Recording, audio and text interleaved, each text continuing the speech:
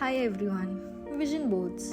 Vision boards are trending all over the internet, and I am here to share how you can easily create the one from the comfort of your home. Let's start.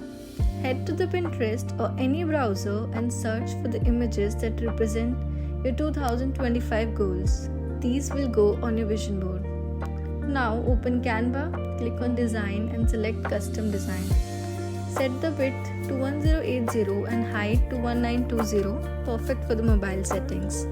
Then click create design. Import all the images you have saved onto Canva and start arranging them on the page in any order you like. Now go to the element section and choose a shape to add the text. Write Vision Board 2025 in the center. Once you're happy with the design, download it and set it as your phone's wallpaper. Every time you look at your phone, you are signaling your mind to focus on your goals and dreams. Thank you for trying it out. Share your feedback in the comments and let me know how it turned out.